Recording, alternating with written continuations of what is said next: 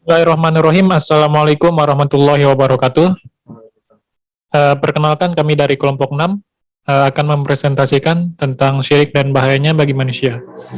Sebelumnya perkenalkan saya Amin Rais sebagai moderator dan pemateri dengan NIM belakang 119 dan teman saya. Saya Muhammad Habib Nusantara Pamungkas dengan NIM akhiran 118. Saya Halik Alif Irfan Aziz dan NIM belakang saya 139. Baik, materi pertama, saya akan menjelaskan materi pertama yaitu tentang pengertian dari syirik itu sendiri. Menurut bahasa, kata syirik diambil dari bahasa Arab yang berarti syarikah, yaitu persekutuan. Sedangkan menurut istilah itu mempersekutukan atau membuat tandingan hukum atau ajaran lain selain dari ajaran atau hukum Allah Subhanahu wa taala.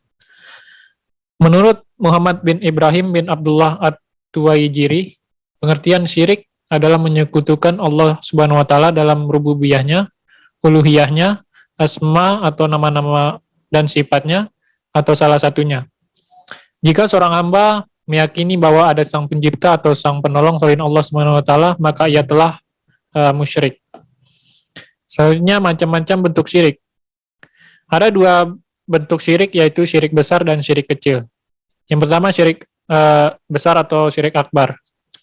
Syirik akbar atau syirik besar adalah perbuatan menyembah kepada Tuhan-Tuhan selain Allah Subhanahu wa taala, atau baik Tuhan yang berbentuk berhala, binatang, bulan, matahari, batu, gunung, pohon besar, sapi, ular, manusia, serta sebagainya. Syirik asgar atau syirik kecil adalah perbuatan dosa besar, tetapi masih terdapat peluang diampuni oleh Allah Subhanahu wa taala jika pelakunya segera bertobat. Seseorang pelaku syirik asgar dikhawatirkan akan meninggal dunia dalam keadaan kufur jika ia tidak segera bertobat.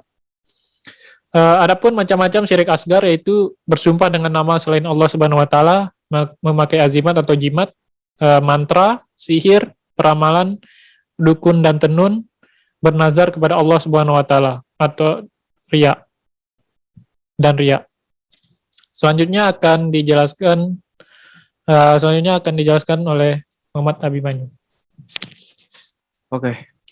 Penyebab terjadinya syirik. Yang pertama, dhaiful iman atau lemahnya iman. Seseorang yang imannya lemah cenderung berbuat maksiat. Lemahnya rasa takut kepada Allah Subhanahu wa taala ini akan dimanfaatkan oleh hawa nafsu untuk menguasai diri seorang. B. Al-jahlu atau kebodohan. Karena masyarakat sebelum datangnya Islam disebut dengan masyarakat jahiliyah, sebab mereka telah diselimuti oleh ego nafsu sehingga tidak mau mengikuti kebenaran atau memang mereka tidak tahu mana yang benar dan mana yang salah. Allah Subhanahu wa taala berfirman, Dia adalah Tuhan yang mengetahui yang gaib, maka Dia tidak memperlihatkan kepada seorang pun tentang yang gaib itu. Quran Surat Al-Jin ayat 29. C. Taklid. Ikut-ikutan secara membabi buta.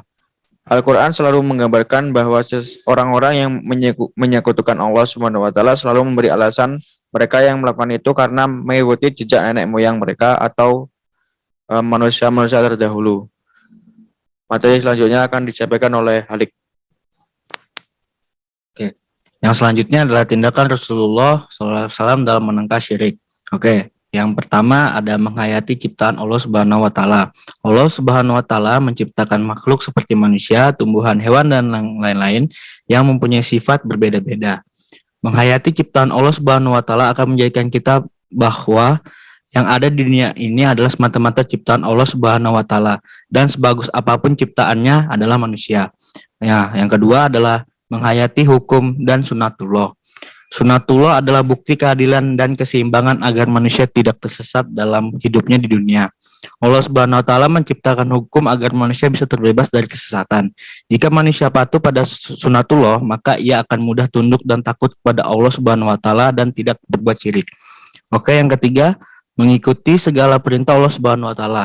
Jika perintah Allah Subhanahu wa taala kita laksanakan, maka kita akan diberikan kemudahan oleh Allah Subhanahu wa taala dalam kehidupannya di dunia ini.